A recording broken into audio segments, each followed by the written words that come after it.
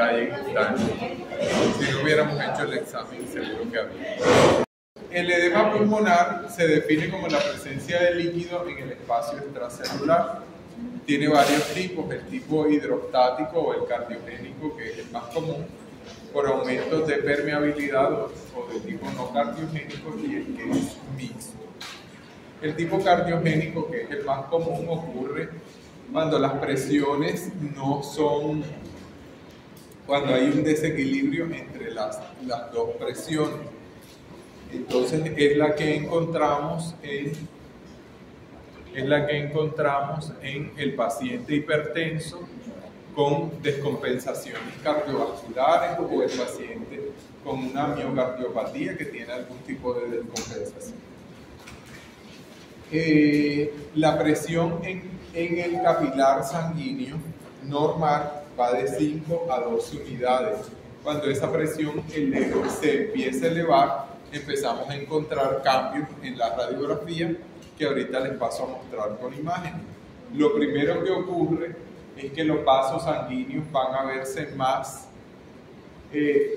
marcados hacia los lóbulos superiores de lo que normalmente se ve. Normalmente en una radiografía vemos más marcados los lóbulos inferiores. Lo primero que ocurre es que eso se invierte y existe esto que le decimos cefalización de los vasos pulmonares, que es solo como la proyección de que los de arriba se ven más que los de abajo. Después, cuando la cosa se incrementa y las presiones son más altas, entre 17 y 20 unidades, entonces aparece el infiltrado intersticial. Ese infiltrado intersticial que lo habíamos descrito antes como pequeñas líneas reticulares, eso que se conoce en el libro como las líneas B de Kerley. Y también ocurren engrosamientos peribroncovasculares y aparece el derrame pleural. Después, en una fase mayor, aparece el edema pulmonar florido, como lo vamos a ver ahora. Vamos a ver antes de pasar por acá. Bueno, entonces, esto sería una radiografía de tórax normal. ¿Se ve el mouse? Sí. Bueno, entonces, ¿qué estamos viendo? Que en los lóbulos superiores los vasos sanguíneos casi que no se ven, ¿no? Son difíciles de buscar. Bueno, por acá se ve un pedacito de uno, un pedacito de otro y no vemos más allá de eso. En cambio, en los lóbulos inferiores, los vasos sanguíneos se ven muy marcados desde el ilio hasta la base, por lo menos los que son muy mediales, ¿cierto? Los que están al lado de la silueta cardíaca. ¿Qué pasa cuando aumentan las presiones? Esos vasos sanguíneos empiezan a verse más prominentes hacia los lóbulos superiores y entonces es como que se ven más gruesos, más fáciles de identificar. A eso es a lo que se le llama cefalización de los vasos. Si ven cómo se ve más grueso esto de acá de lo que se ve en el lóbulo inferior o lateral. Pasa más del izquierdo, en el derecho no veo eso. Después aparecen las opacidades reticulares. Las opacidades reticulares, como las que están señalando las puntas de las flechas. Por acá tenemos opacidades reticulares como estas, que no corresponden a las líneas vasculares, que en este lugar serían diagonales. Entonces, líneas que van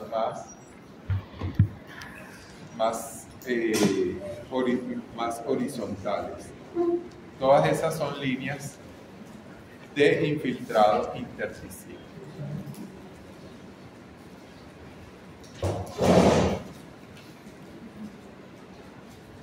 Bueno, por acá tenemos todo un mix de opacidades y incremento del intersticio peribroncovascular, que habíamos dicho que alcanzaba a ser más o menos de 1 centímetro. Si lo medimos aquí parece que tuviera casi 2, más del centímetro seguro, el centímetro debe estar solo por acá, parecen 2 centímetros. Entonces los cilios pulmonares se ven prominentes.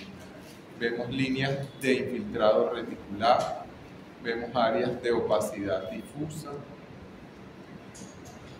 hay un mix de todo, que me faltó la pregunta porque dice que...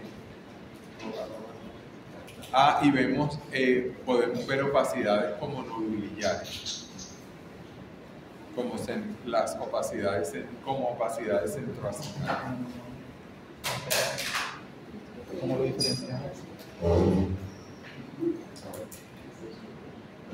Esto sería una fase, bueno, en la tomografía vemos el infiltrado interlobulillar, que es muy típico del edema pulmonar desde su fase intersticial.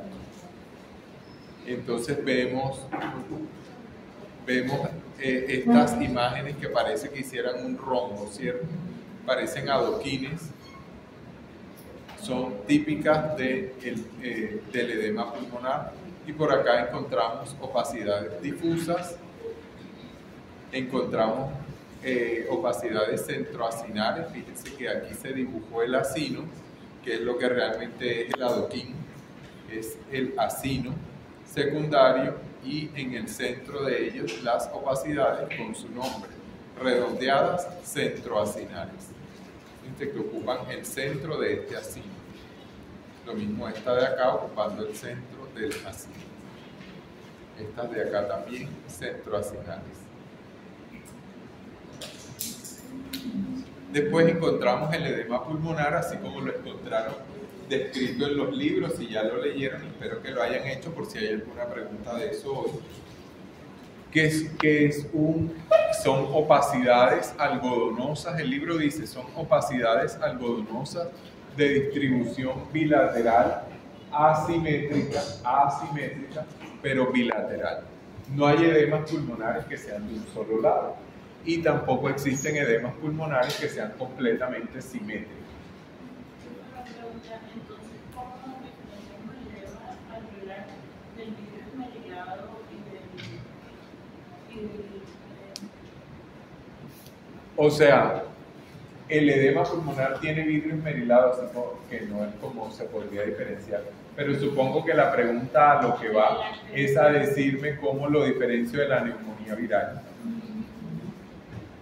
El edema pulmonar tiene una distribución parailiar, esa sí se respeta, se ve mejor en la tomografía.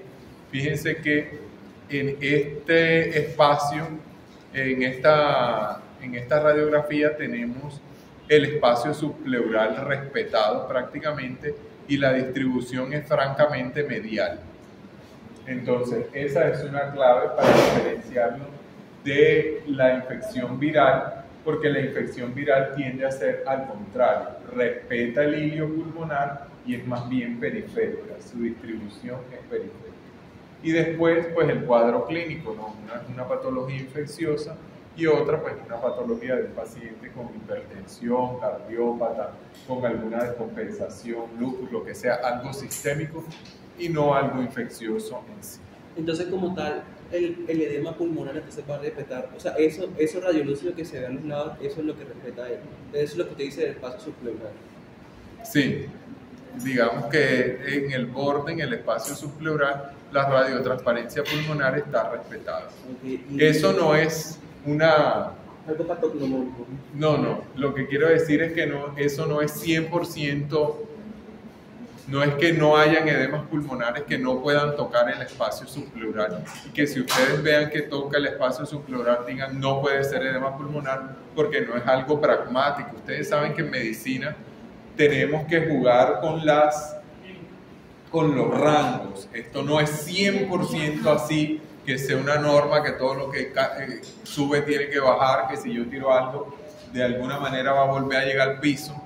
No es tan así. Hay edemas pulmonares como este que está en la periferia y aquí tiene una opacidad que toca el espacio subpleural. Pero bueno, en su mayoría, en su distribución, es más parailiar que periférico. Y la neumonía viral es al revés, es más periférica que central. La neumonía viral puede afectar todo el pulmón, y sí, había pulmones blancos completamente en la pandemia, pero bueno, o sea, iniciaba periféricamente y después iba abarcando hasta que cogía al paciente y se lo llevaba. Pero su distribución comenzaba siempre periférica. Lo mismo pasa con el edema comienza pariliar y se va expandiendo. Si al paciente no lo tratan, y en algún momento llegará a tocar el espacio subpleural. Entonces no es que sea algo pragmático. Mira este caso, por ejemplo. Esto tiene una distribución bilateral. Es más la afectación pariliar, pero también tiene áreas que son periféricas. No es que del lado izquierdo tiene áreas pariliares, aquí, pero tiene esta grande que es más bien periférica, no es tan central. Pero si tú lo miras en conjunto, por eso para mí el edema pulmonar es más fácil de diagnosticar con la radiografía, porque cuando lo miras en conjunto está afectado más el espacio parailiar. Cuando tienes un solo corte de la tomografía es una chichonera por todas partes. Cuando tienen una tomografía tienen que buscar el infiltrado interlobulillar, porque este infiltrado no está en las infecciones virales y casi no está en otras patologías. Esto se ve, niña, silencio. Esto se ve en el edema pulmonar y no se ve en otras patologías, se ve con los cambios de presión. Entonces es ahí donde hay que buscarlo. Bueno, me devuelvo para hablar del otro edema pulmonar, el edema pulmonar no cardiogénico. Este edema pulmonar, al igual que el anterior, también se ve como opacidades pulmonares bilaterales, parchadas, difusas, asimétricas. También se ve un aumento de las presiones capilares. También ocurre un edema intersticial con borramiento de los cilios, derrame pleural. En la tomografía vemos vidrio esmerilado, infiltrados alveolares, parchados y asimétricos. Este puede ser debido a una lesión pulmonar directa o indirecta, pero sobre el espacio pulmonar. El edema pulmonar neurogénico también es un edema pulmonar común, es en los pacientes neurológicos en los que el centro neurológico de la respiración está deprimido, y entonces pues por otro mecanismo ocurre el mismo patrón de afección. Tiene la misma base, son bilaterales, son homogéneas y tienen un predominio de distribución parailiar. En el edema pulmonar neurogénico, además apical. No solo son parailiares, sino que son de los lóbulos superiores. Bueno, esto sería una lista de todas las causas que pueden causar un edema pulmonar cardiogénico, un edema pulmonar por enfermedades pulmonares o extrapulmonares que terminen afectando al pulmón y generando estos incrementos de presión, y el edema pulmonar neurogénico. No lo vamos a hablar, vamos a dejar estarlo quieto.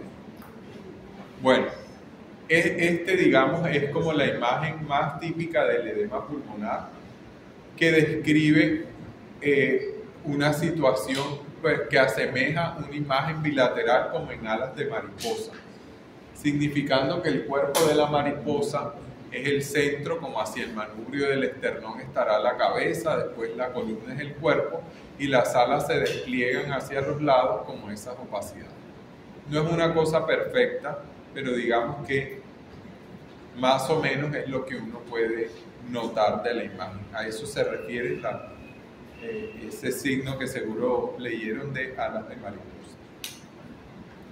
Bueno, fíjense que con la tomografía la cosa cambia un poco. La distribución parailiar se nota que no es tan parailiar, sino que también toca el espacio subpleural, y lo que vemos son opacidades en vidrio esmerilado, difusas y bilaterales, con algunas áreas que van a tender a la confluencia. ¿Qué hay que buscar en la tomografía entonces para diferenciarlo de otras enfermedades? Vuelvo y repito, el infiltrado interlobulillar, que nos deja este signo del empedrado, también tendríamos que buscar el engrosamiento de los espacios peribroncovasculares, o sea, ver hilios gruesos, me parece que por acá, ver hilios gruesos y espacio peribroncovascular que está aumentado, que se ve más grueso y reforzado. Fíjense en una imagen, cierto, quieta, no un video. Tenemos el infiltrado interlobulillar con el signo del empedrado, tenemos las opacidades difusas con áreas consolidativas, áreas de patrón alveolar y otras de infiltrado intersticial y vidrio esmerilado, con una afectación bilateral. Entonces, esto es un edema pulmonar casi que a ojo cerrado por todo lo demás que tiene.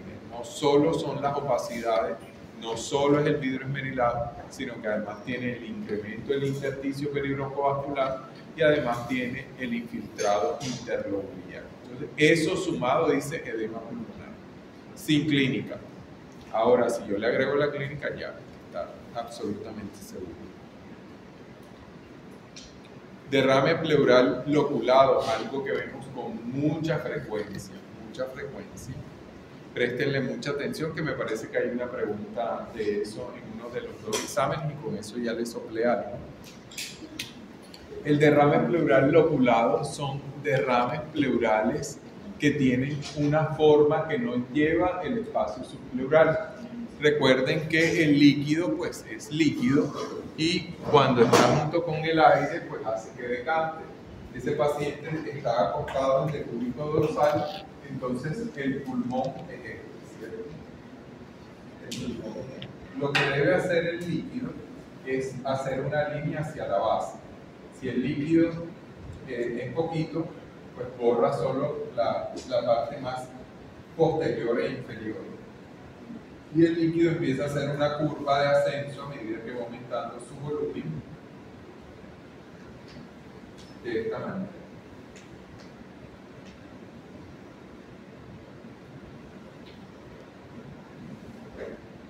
Hasta que lo único que queda de parénquima es el centro, pero va haciendo una curva que parece una malla.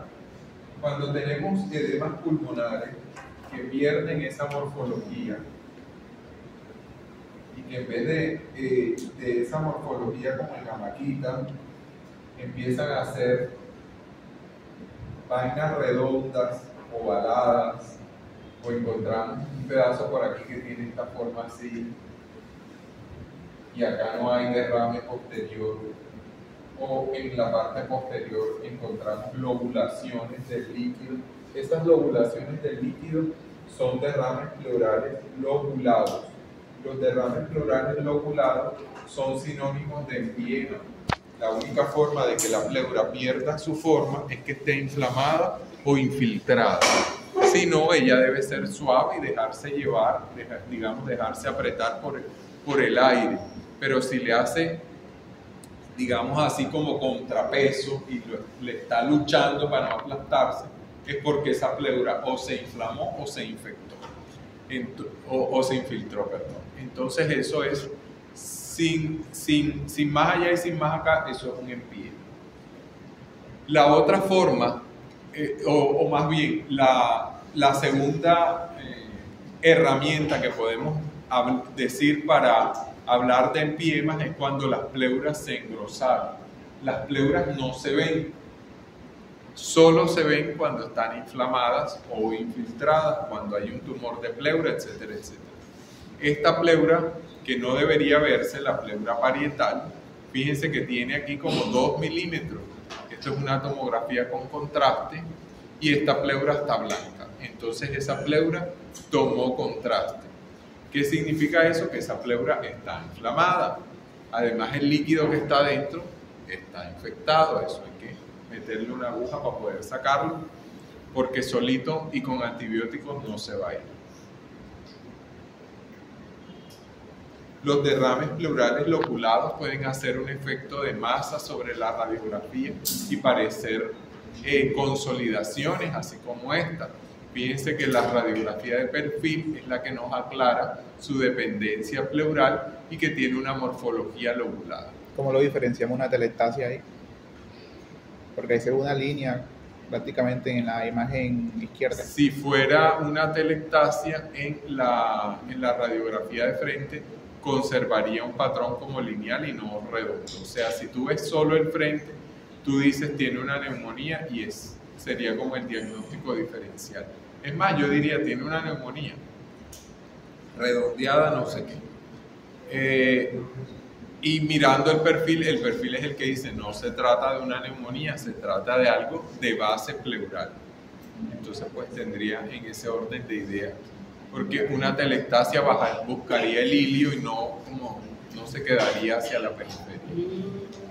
Pero, O sea, la telectasia sería hacia el hilio y no en el espacio subpleural. pero entonces sería como de utilidad aquí tener las dos caras de la... Y ese debería ser el pan de cada día, pero pues a un paciente acostado no se le puede hacer un perfil. Y entonces así, como usted dice, acostado. Eso está de pie, no, este paciente está de pie, No, pero... por lo menos sentado. Y entonces, pero acostado, entonces, ¿cómo yo diferenciaría eso? No se puede. No se puede. No. No se puede. Habría que hacerle una tomografía para ver qué le sale. Bueno, entonces fíjense que este derrame pleural, en vez de estar abajo en un paciente que está de pie, está por acá arriba, el lóbulo superior, eso está lobulado. Este paciente también tiene un derrame pleural lobulado, tiene un empiema. Fíjense que en él no vemos una morfología irregular, no vemos una morfología rara, lo que estamos viendo es que tiene un engrosamiento de la hoja pleural que no debería verse. Entonces todos se lobulan, no, es medicina, todos no hacen lo que uno quisiera que hicieran. Y lo que tiene solamente es que se le engrosó la pleura y se hizo visible, además está realzando.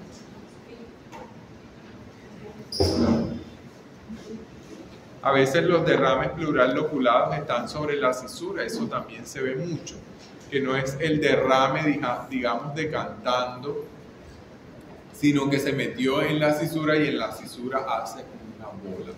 En esta radiografía parece que el paciente tuviera un nódulo, ¿cierto? Tiene una masa pulmonar ahí.